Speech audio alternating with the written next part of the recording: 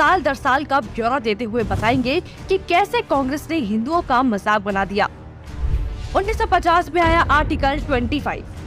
कांग्रेस 1950 में आर्टिकल 25 को लेकर आई, जिससे धर्म परिवर्तन को मान्यता दे दी गई। और सबसे ज्यादा किसका धर्म परिवर्तन हुआ ये सब जानते हैं, लेकिन ये तो सिर्फ शुरुआत थी। नेहरू 1950 में आर्टिकल 28 लेकर आए और हिंदुओं से धार्मिक शिक्षा का हक छीन लिया। लेकिन आर्टिकल 30 के तहत अल्पसंख्यक अपनी धार्मिक शिक्षा दे सकते हैं। धार्मिक शिक्षा के बाद निशाने पर थी धार्मिक संस्थाएं। 1951 में HRCE एक्ट, 1951 में Hindu religious and charitable endowment act लेकर आए।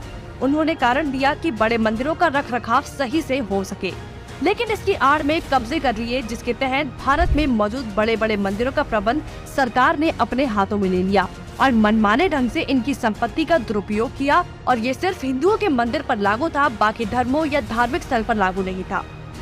1956 में हिंदू कोड बिल आया। 1956 में नेहरू सरकार हिंदू कोड बिल लेकर आई, लेकिन अल्पसंख्यकों के लिए इन्होंने पर्सनल लॉ बोर्ड को बिल्कुल हाथ नहीं लगाया।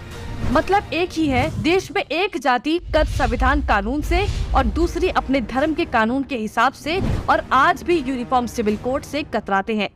कांग्रेस ने लगाई आरक्षण की आग। कांग्रेस आरक्षण लेकर आई, जिससे हिंदुओं को बांटने का काम किया गया, जिससे सबसे बड़ा नुकसान हिंदुओं को हुआ। आरक्षण की देश में जरूरत थी, लेकिन मक्कार कांग्रेसी इस योजना को 10 साल लागू करने की बजाय इसे बढ़ाते चले गए और न ही इससे लोगों को सशक्त बना पाए, जबकि लोगों को इसकी लत लगा दी गई। इंदिरा का कार्यकाल। साल 1976 में इमरजेंसी के दौरान ही इंदिरा ने संविधान में सेक्युलर शब्द को जबरदस्ती घुसा दिया, जिसको लेकर संसद में कोई चर्चा तक नहीं हुई। मतलब कि हिंदू बहुसंख्यक होते हुए भी भारत हिंदू देश नहीं कहलाया जा सकता, जबकि आप हमारे आसपास देखेंगे तो सभी मजहबी देश हैं, लेकिन हिंदुओं के लिए कोई देश नहीं बचा। इसके बाद हिंदुओं के कानूनी अधिकार और इतिहास निशाने पर थे। 1991 में पूजा स्थल कानून।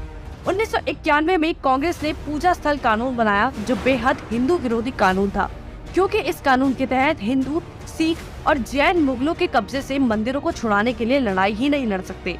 उनके पास दलील सुनने का कोई कानूनी अधिकार ही नहीं छोड़ा गया। हमने लाखों मंदिर और उनका इतिहास खो दिया।